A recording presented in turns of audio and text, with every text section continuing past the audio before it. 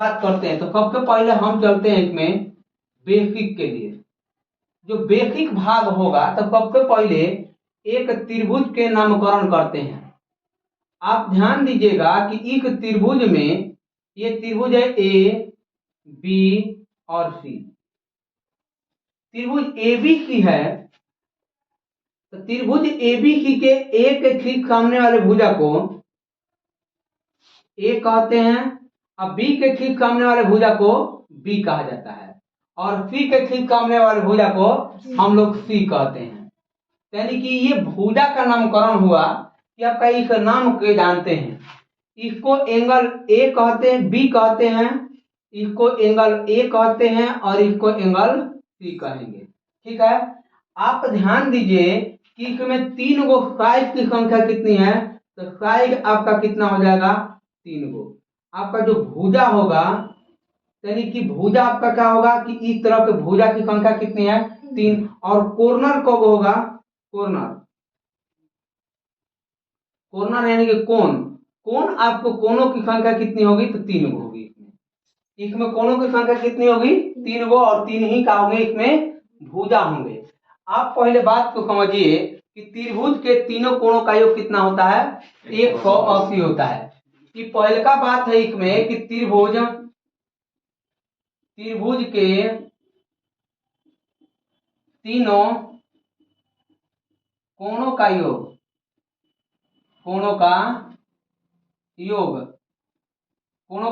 180 degree होता है। अब बात करते हैं कि त्रिभुज के तीनों कोणों का योग 180 होता है तो आखिर क्यों होता है। कि सबसे पहले इसकी बात हम समझते हैं। ऐसे आप जानते हैं कि त्रिभुज के तीनों कोणों का योग कितना होता है 180। तो जब 180 होगा तो अब हम कहे हैं कि यहाँ पर ध्यान दीजिएगा कि एक त्रिभुज है और इसका एक कोण का है ये ए है और इसको ए कोण कहते हैं और इस वाले को क्या कहेंगे कि बी कोण और इस वाले को क्या कहेंगे सी, क्योंकि इसका नामकरण इसको बी कहते हैं और इसको सी कहते हैं।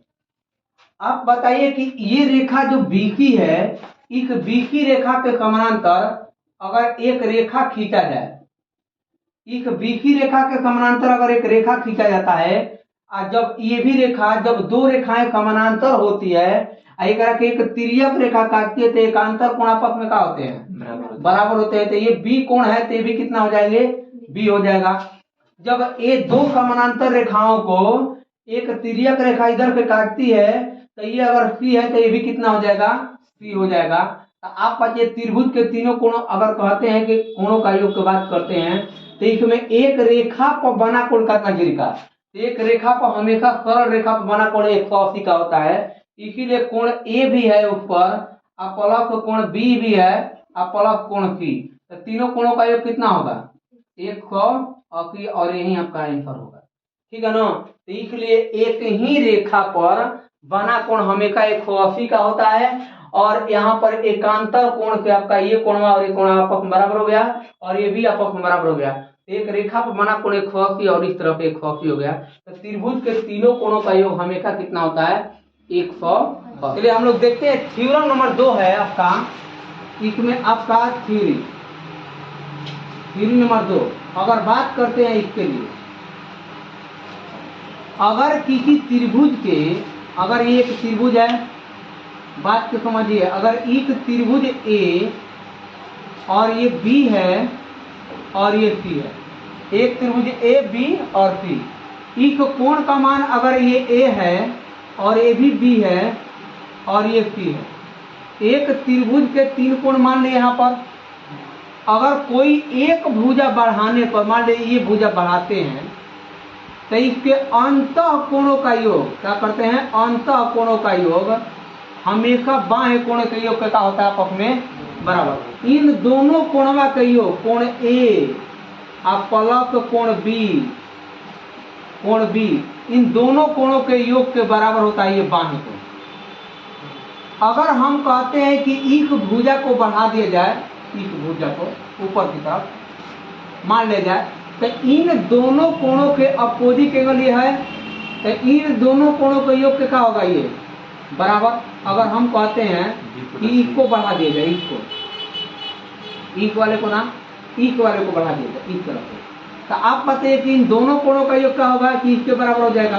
तो यहाँ पर इन दोनों यानी कोण बी और प्लस कोण सी के योग यानी कि दोनों अपोजिट एंगल के योग के क्या होता है आपस में बराबर। देखिए मान ले कि अगर ये कहते हैं कि एक भुजा को बढ़ा दिया जाए, एक भुजा को हाई वाला भुजा को बढ़ा दिया जाए यानी ए बी भुजा को बढ़ा देते, ये जो कोण बनेगा इन दोनों अपोजिट एंगल के योग के बराबर होगा, यानी कि कोण ए और प्लस कोण सी के योग के बराबर। कहने का तात्पर्य है कि sum of interior angle, sum of interior angle यानी कि अंतः कोणों का योग।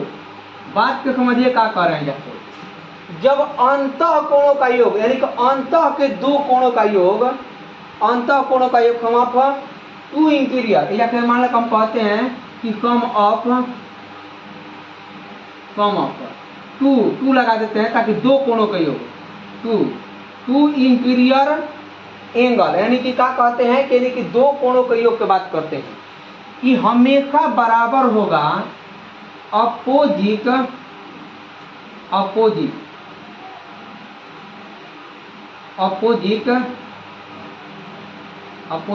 इंटीरियर एंगल के, इंटीरियर एंगल के आपस में क्या होगा यानी कि बाह्य यानी कि बाह्य कोण के, इसके कोण के अपोजिट में बाह्य कोण का आपस में क्या होगा बराबर होगा। कहने का तात्पर्य ये है कि मान लीजिए कि अगर हम बात करते हैं पे कि देखिए ध्यान दीजिएगा कि हाँ एक त्रिभुज है, एक त्रिभुज में अगर हम कहते हैं कि एक त्रिभुज है, आप ध्यान दीजिएगा कहीं ए है, हाई बी है, हाई सी है। अगर हाई सी भुजा को बी तक बढ़ा दिया जाए तब बाना अंतः कोण देखिए ए है और ये बी है, इन अपोजिट जो बाह्य कोण बन रहा है अपोजिट में इसको हम अल्फा मानते हैं। तो एक कोणवा के अल्फा बराबर यानी कि जो बाह्य कोण बना वो कौन सा बना अल्फा, लेकिन अंतः कोण जो बना है कौन है तो कोण ए प्लस कोण बी। बात दोनों आपस में क्या होता है बराबर। जब इसी त्रिभुजों को हम या तो हल्के बनाएं, अब इसी चीज को ध्यान दीजिएगा, आपको समझाने के लिए अलग बना रहे हैं। देखो मान ले कि एक त्रिभुज है ये वाला और इसका नाम है ए और बी और सी। जब अब की बार एक भुजा को बढ़ा दिया जाए, किस भुजा को तो एक भुजा को, और इसको ई तक बढ़ा दिया जाए तो जो ये कोण होगा आपका बी और ये कोण होगा सी, तो आपके जो कोण ये बनेगा बी का बाह्य कोण हमेशा इस अपोजिट एंगल के योग के बराबर। अर्थात इस बात को कह सकते हैं कि कोण जो बी का बना हमेशा किसके कोण के बराबर है तो कोण बी प्लस कोण सी। ये हमेशा किसके यानी कि इसका जो परिभाषा होता है कि बाह्य कोण जो बाह्य कोण हमेशा अंत अभिमुख कोण के योग के बराबर। अंत अभिमुख कोण का मतलब होता है विपरीत कोणों का योग बाह्य कोण के योग के बराबर होता है। ये बात बताया जाता है हम क्यों होता है इसका हम प्रूफ बता रहे हैं। तो आपको पहले ये थ्योरम को दिखाया है तो दूसरा का थ्योरम, ठीक है ना। देखिए इसका हम प्रूफ देखते हैं।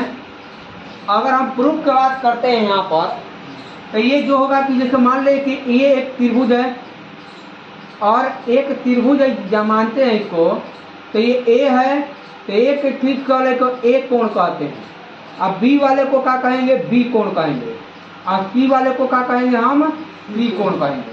एक भुजा को हम बढ़ा दिए डी तक बढ़ा दिए। आप बताइए कि जो ये तीसरा कोण बनेगा, आप बात को समझिए, त्रिभुज के तीनों कोणों का योग कितना 180। अगर ये कोण ए है और ये कोण बी है तो जो ये कोण बनेगा का एक कौकी में के घटा देंगे, एक कौकी में घटा देंगे कितना यानी कोण ए और प्लस में कोण अगर बी घटा देंगे, अगर हर दोनों कोणों का योग घटा देंगे तो हर कोण मिल जाएगा ना। अगर हर कोण जो होगा अगर ई को दोनों का योग करके एक क में घटा देंगे तो ये कोण मिलेगा, क्योंकि त्रिभुज के तीनों कोणों का योग कितना होता है 180। ये कोण जो बाएं कोण है इसको हम अल्फा कहते हैं। क्या कहते हैं? अल्फा। तो आप बताइए एक रेखा पर बना कोण कितना डिग्री का होता है? एक रेखा पर बना कोण, एक रेखा पर बना कोण कितना डिग्री का होता है? 180 का। कितना का? 180 का। तो हई एगो रेखा है, यानी कि बी और डी एक रेखा है कि नहीं है? तो एक रेखा पर कोण कौन बन रहा है? ये वाला कोण, यानी कि जो कोण बना आपका, कोण जो बना कोण बी सी ए प्लस में कोण ए की डी बराबर कितना? 180 डिग्री। तो आप बताइए कि 180 माइनस कोण ए अब प्लस में कोण बी, ये दोनों मिला के कोण का बन गया बी की डी। अब प्लस में कोण ए सी डी का मान कितना है? कोण अल्फा बराबर कितना? 180 के 180 और माइनस में जाएगा, होने जाएगा तो क्या होगा? प्लस में। तो अल्फा बराबर कितना हो गया? कोण ए प्लस कोण बी। तो यही आपको क्या करना था? प्रूफ करना था। जो यहाँ पर लिखे हैं कि कोण ए प्लस बी बराबर कितना है? 180 है। ठीक है ना? ये क्या कहलाएगा? प्रूफ होगा। ठीक है ना? और ये क्या हो जाएगा आपका? 60 डिग्री। तो कुली के कोण जी के कोण का मान निकालना है, उसका भी कितना हो जाएगा? ये कितना हो जाएगा?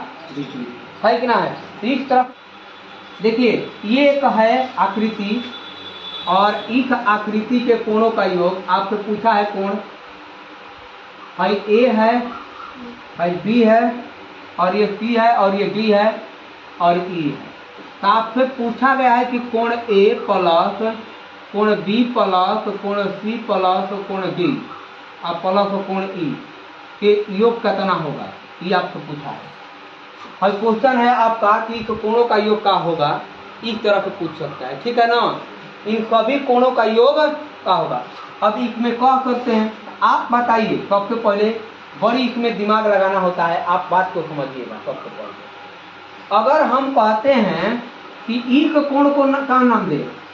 ई के कोण को ए कहते हैं, इसको बी, आई को सी और इसको डी, आई को ध्यान पूर्वक देखिएगा इधर कि हम क्या कह रहे हैं। सबसे पहले अगर हई एक बात करते हैं, इसको मिटा देते हैं कुछ समय के लिए, आपको समझाने के लिए मिटाते हैं।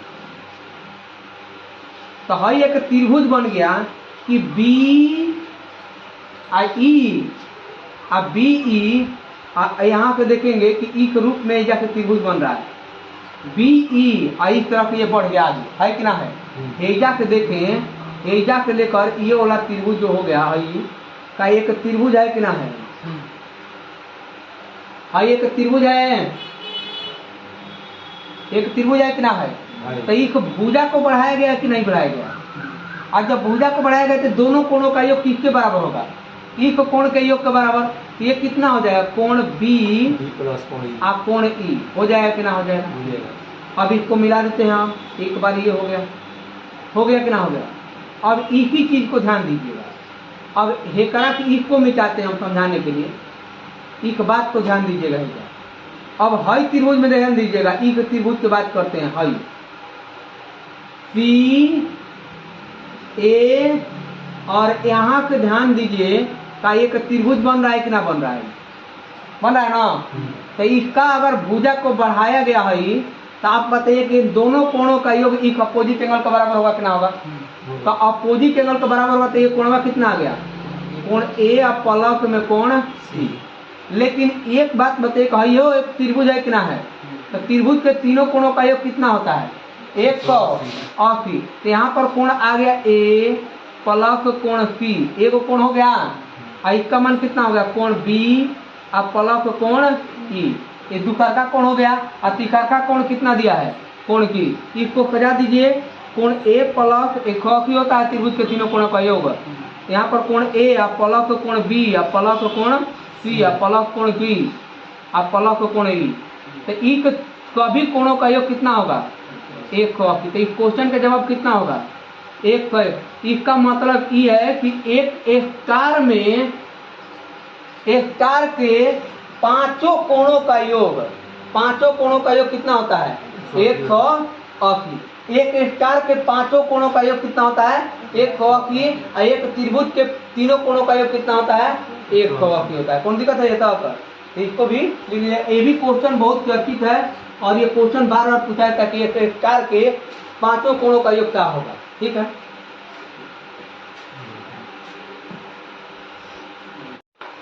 देखिए एक त्रिभुज का निर्माण कब होता है, बात को समझिए।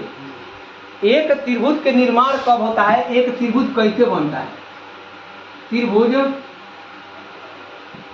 का निर्माण, आप ध्यान देंगे कि त्रिभुज के निर्माण कैसे हुआ है, यानी कि कैसे बना है त्रिभुज।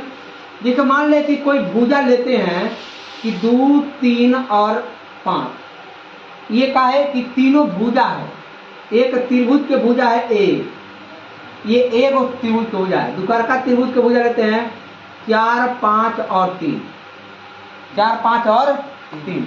दुकर्का अगर हम कहते हैं तीसरा भुजा लेते हैं कि 3, 4 और 5, इस तरफ ले लिए। ठीक है, त्रिभुज का निर्माण तब ही होगा, बात को समझिएगा, जब कोई भी भुजा अगर हम उठाते हैं इस वाले कंडीशन में देखिएगा कि कैसे त्रिभुज का निर्माण हो रहा है। मान ले कि हम 5 सेंटीमीटर लंबा कोई एक रेखा लिए, अपने प्रकार के या इंच से 5 सेंटीमीटर, मान लो कि 5 इकाई का वो खींच दिए। इधर से इंच अगर रखते हैं इस तरह पे, इधर से आपका 2 खींच दिए यहाँ पर। ठीक है, इधर से रखते हैं तो इधर से खींचा गया कितना? आपका 3। तो क्या कभी त्रिभुज का निर्माण हुआ? एक ही रेखा पर ये रेखा तीनों खींच देंगे तो क्या त्रिभुज बनेगा? नहीं बनेगा। तो इसका मतलब ये है कि किसी भी एक भुजा का योग अगर 2 भुजा के योग के बराबर हो जाए, अगर एक भुजा 2 भुजा के योग के बराबर हो जाए तो त्रिभुज के निर्माण कभी पॉसिबल नहीं है। इसका त्रिभुज कभी नहीं बनाया जा सकता है। यानी कि कोई भी एक भुजा 2 भुजा के योग के बराबर होता है तो त्रिभुज का निर्माण पॉसिबल नहीं है। एक बात सोच लीजिएगा, यानी कि एक बात को बताया गया है कि किसी भी 2 भुजा का योग तीसरे भुजा के बराबर है तो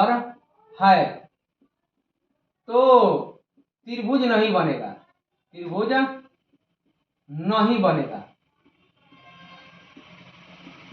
ये कंडीशन है। पहले बात ध्यान रखें, त्रिभुज के निर्माण कब होगा। इसीलिए कहते हैं कि जब 2 भुजाओं का योग तीसरे भुजा के बराबर है तो त्रिभुज का निर्माण नहीं हो सकता है। दूसरा कंडीशन अगर हम बात करते हैं, इसको थोड़ा सा सोचते हैं।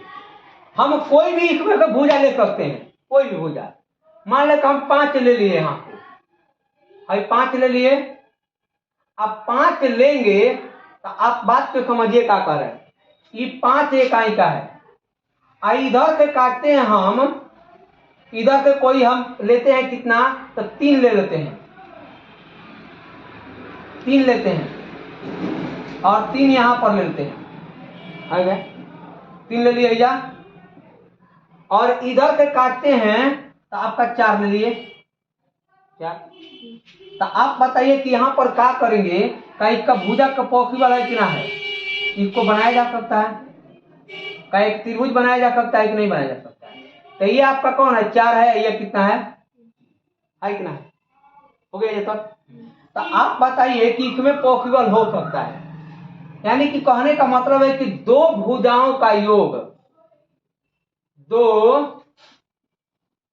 भुजाओं का योग तीसरी भुजा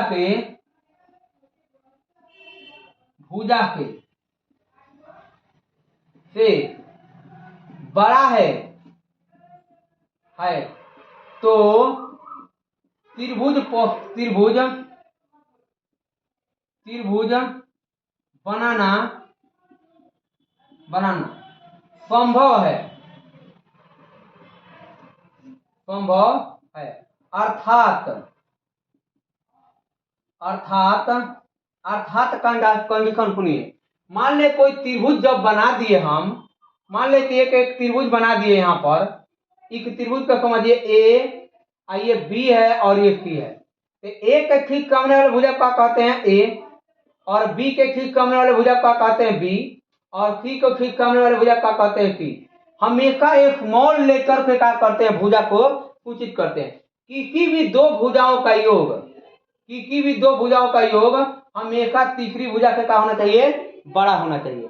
किसी भी दो भुजाओं का योग तीसरी भुजा से क्या होना चाहिए, बड़ा होना चाहिए।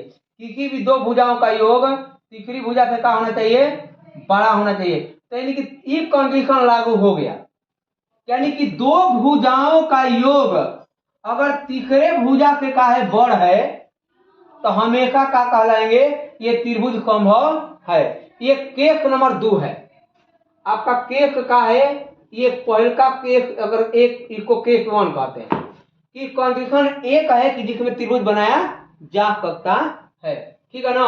अगला कंडीशन का है, बात की समझिए। जब इसी बात को बताया जाता है, इसी बात को कि जब हम कहते हैं का कि ये वाला सी जो होगा, केस नंबर 2 ये बात करते हैं, केस नंबर 2 की बात करते हैं। जब एक बात बताइए कि इधर प्लस में तो उधर जाएगा तो क्या होगा, माइनस में। तो इसका मतलब ये है कि बी इधर रहेगा, लिखा है ना कि बी, और ए को उधर लेके जाएंगे तो कंडीशन कुछ इस तरह के बन जाएगा कि सी और माइनस में ए, लेकिन इसको मॉड्यूलस के अंतर्गत रखते हैं, मापांक के अंतर्गत, ताकि ये प्लस माइनस का कोई फर्क न पड़े।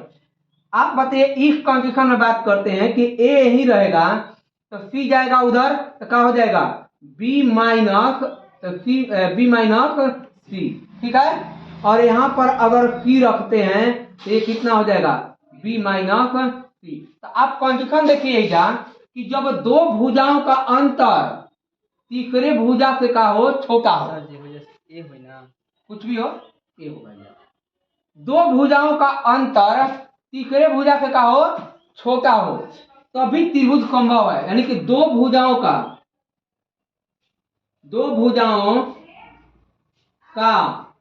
अंतर, अंतर का मतलब घटा होता है, तीसरी भुजा से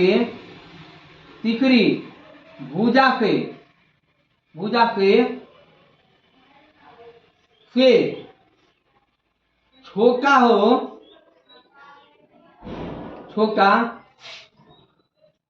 तो त्रिभुज संभव है। ये दो कंडीशन ऐसे हैं कि जो त्रिभुज के निर्माण करते हैं, यानी कि तभी त्रिभुज पॉसिबल हो सकता है।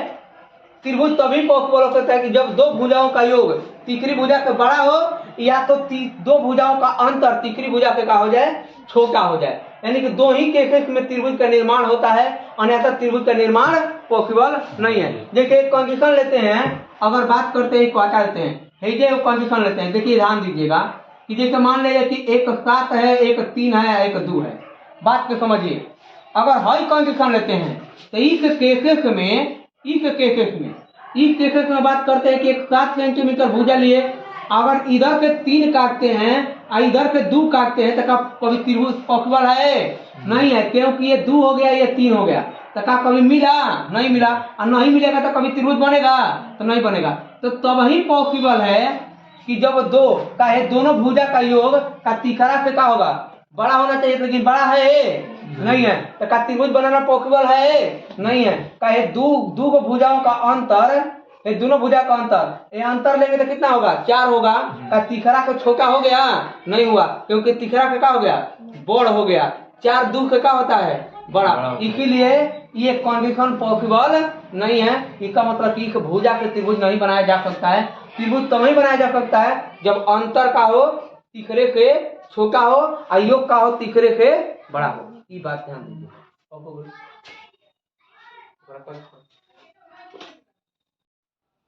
कहते हैं का कि देखिए मान ले कहते हैं कि यदि एक एक त्रिभुज के भुजा क्रमशः 5, 20 और 25 हो तो बी का संभव मान है। ये बी के का मान हो सकता है, बी के मान क्या हो सकता है, इस बात को बताना है। देखिए आपको दो बात बताए हैं, क्या बताए हैं कि जो बी का मान होगा, एक भुजा का मान का हो सकता है कि या तो दो कंडीशन में होगा एक बी का मान, या तो हम कहते हैं कि दो भुजाओं का अंतर यानी कि ए अब पलक में सी से का होना चाहिए, ए प्लस सी से ए माइनस सी से का होना चाहिए, ए माइनस सी से बड़ा हो। अंतर से का होना चाहिए, बड़ा। इन बताए हैं कि अंतर से का होना चाहिए, बड़ा। यानी कि दो भुजाओं का अंतर से बड़ा होना चाहिए, लेकिन योग से का होना चाहिए, छोटा होना चाहिए। ये बात बताया कि ना बताए। यानी कि दो भुजाओं का अंतर से तीसरा का होना चाहिए बड़ा, लेकिन दो भुजाओं का योग से का होना चाहिए छोटा। इसका मतलब कि ए और सी के मान कितना है, इसका मान 5 माइनस 25 और यहाँ पर कितना आ जाएगा बी, और यहाँ पर कितना आ जाएगा 5 प्लस 25। इसका मतलब संभव मान कहाँ तक होगा, तो इसका हो जाएगा 20 और यहाँ पर बी का मान कितना हो गया, यहाँ पर 30। इसका मतलब कि जो संभव मान होगा वो 20 और 30 के का होगा, बीच में ही होगा। इसका मतलब कि जब कंडीशन आपको कहिए ऐसे प्रश्न में कंडीशन का बनती है, एक बात को समझिए। जैसे ए माइनस सी जब दो भुजाओं का अंतर हमेशा तीसरी भुजा से का होना चाहिए, यानी कि बड़ा होना चाहिए, लेकिन योग का होना चाहिए तीसरा से बड़ा होना चाहिए, है कि ना है। अब बात को समझिए, दूसरा का बात सी माइनस बी करते हैं, और सी माइनस बी के करा कहते हैं, ए कभी कंडीशन दे देगा, तो इस स्थिति में क्या करते हैं, सी प्लस बी करते हैं। बात को समझिए, तीसरा का केसेस का हो सकता है। यहाँ पर बात करते हैं ए माइनस बी, और यहाँ पर बी के लिए केसेस बनेगा तो कुछ इस तरह से क्या करते हैं, बात बना देते हैं। यानी कि 3 प्रकार के क्वेश्चन, कभी बी का मान पूछेगा, कभी संभव ए का मान पूछेगा, और कभी संभव सी का मान आपसे पूछेगा। तो इसमें कंडीशन कितना आया, कंडीशन 3 गो आ गया। ये बात ध्यान रखिएगा, संभव रूप से 3 तरीका का मान निकाला जा सकता है। यानी कि हो सकता है कि जब बी पूछा है, हो सकता है ए पूछ ले तो ए के लिए करेंगे, हो सकता है सी के लिए तो सी करेंगे। इस तरह से इसका भुजा संभव कोटि का मान निकालते हैं। जैसे एक और एग्जाम्पल लेते हैं, देखो मान लेकर हम कहते हैं कि बात को समझिए क्या कर रहे हैं। देखिए संभव कोटि की संख्या मान लेते ये 10 देते हैं, और 10 का मान 100 का मान ऐसा लिखते हैं कितना कि जिसे लिखते हैं कितना 40, ऐसे लिखते हैं। तो तीसरी भुजा का होगी संभव रूप में, फिर दूसरी है को का होगी। तो एक बात को ध्यान दीजिएगा कि 100 को इस तरफ लिखिएगा, 1 को इस तरफ के, और 10 माइनस 40 कर दीजिएगा, ऐसा क्या कर दीजिएगा 10 प्लस 40 करिएगा। तो इसका मान जो होगा तो 30 हो जाएगा। हमेशा माइनसों में रहता है तो किस में लिखते हैं, प्लस में, और यहाँ पर भी कितना हो जाएगा 50। इसका मतलब कि इन दोनों के बीच में इसका मान होगा, किसका 100 का मान। संभव के रूप में क्या होगा, इस संभव के रूप में ये आपका आंसर हो जाएगा। ठीक है ना, इस तरह से क्वेश्चन को बनाते हैं। देखिए ये बात पे ध्यान दीजिएगा, ये वो और केसेस बनता है। जैसे आपका अगला बात है जो भी है, अगला अगर हम पॉइंट की बात करते हैं जहां पे ये बात होता है, जो यहाँ पे देखते हैं। जैसे एक त्रिभुज है, एक त्रिभुज है, और एक त्रिभुज में बात करते हैं यहाँ पे, तो अगर ये ए है और ये बी है और ये सी है, एक त्रिभुज है। अगर इसकी भुजा 10 सेंटीमीटर है और इसकी भुजा 10 सेंटीमीटर है और इसकी भुजा 10 सेंटीमीटर है, जब भुजा समान होते हैं तो कोण भी आपस में क्या होते हैं? समान। बात को समझिए, कैसे का बताओ तुम। जब भुजा बराबर तो कोण भी क्या होते हैं? समान। काहे होते हैं बता रहे हैं। आप जानते हैं कि एक त्रिभुज का नाम होता है कि समबाहु। अब समबाहु जो त्रिभुज होता है, उस त्रिभुज के तीनों भुजा आपस में क्या होती है? बराबर होती है। और जब बराबर होती है तो का कोण, जो बताइए कि त्रिभुज के तीनों कोणों का एक कोण होता है, जब तीनों भुजा के भाग देंगे तो कितना आ जाएगा? 60। इसीलिए क्या कहते हैं? 60 और ये भी 60 और ये भी 60। बात को समझिए कि त्रिभुज के तीनों अगर भुजा बराबर तो कोण बराबर, और जब कोण बराबर तो भुजा भी क्या हो जाएगा? बराबर। इसके ठीक विपरीत भी वही माना जाता है। यानी कि भुजा बराबर, भुजा जो होगा कोण के बराबर हो जाए, कोण के बराबर। एक बात सोचिएगा, तो क्या हो जाएगा? इस कंडीशन में क्या होगा? जितना भुजा होगा एक मतलब भुजा का नहीं, अगर भुजा बराबर होगा तो उस त्रिभुज के कोण भी आपस में क्या होंगे? बराबर होंगे। एक भुजवा के ना अलग मतलब बराबर हो कहलाता है। ये कहने का तात्पर्य है मेरा। अब बात को समझिए, इसी में केस बनता है। लेकिन अगर एक बात सोचिए कि जैसे भुजवा का जैसे मान लो कहते हैं का कि हई भुजा हेजा है 10 सेंटीमीटर के, का हई भुजा है, हई भुजा अगर हम कहते हैं कि ये भी 10 सेंटीमीटर है, हेजा कोण मान लेके चलते हैं कि आपका 25 डिग्री बढ़ रहा है, 25 डिग्री पे। लेकिन यही त्रिभुज है, यही वाला है कोण। देखिए ध्यान दीजिएगा, हेजा बन गया है, लेकिन यही भुजा 10 सेंटीमीटर, लेकिन अब की बार थोड़ा सा सीधा हो गया, तो का कोणवा जैसे बढ़ गया, मान लो कि 170 डिग्री का हो गया। तो आप बताइए कि का भुजवा बढ़ गया कि ना बढ़ गया? तनिक कहने का मतलब है कि छोटे कोण के भुजा के, छोटे कोण के सामने की भुजा छोटी और बड़े कोण के सामने की भुजा बड़ी होती है। छोट कोणवा बा तो भुजवा ओकरा सामने कौन सी बा? छोट। अब बड़ कोण है तो उसके ठीक सामने का है बड़ा। तो इस बात को ध्यान रखिएगा, छोटे छोटे कोण के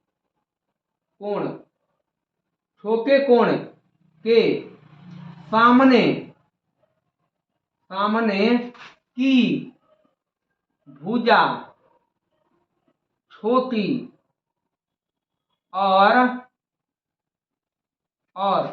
बड़े कोण के सामने की भुजा, बड़े कोण के सामने की भुजा बड़ी होती है। छोटे कोण के सामने की भुजा छोटी और बड़े कोण के सामने की भुजा क्या होती है? बड़ी होती है। और जब भुजा बराबर होते हैं तो कोण भी क्या हो जाते हैं? बराबर। और इसमें कोण बराबर होते हैं तो भुजा भी क्या होता है? बराबर होता है। इस बात को ध्यान देते रहिएगा, हमेशा इसका लागू करेंगे हम अगर क्वेश्चन बनाएंगे तो। एक कंडीशन और बनता है कि बात को समझिए कि कोई भी त्रिभुज है, अगर एक त्रिभुज के आधार की भुजा अगर ये एक है, तो अगर ये दोनों भुजवा का है आपस में बराबर, तो ये भी कितना होगा? एक ही होगा। अगर एक त्रिभुज के दो भुजा बराबर होंगे तो आधार पर के कोण आपस में क्या होते हैं? बराबर होते हैं। तो जब आधार पर के कोण बराबर, तो त्रिभुज के भुजा दोनों का हो जाएंगे? बराबर हो जाएंगे। और इसीलिए इसको क्या कहते हैं? समद्विबाहु।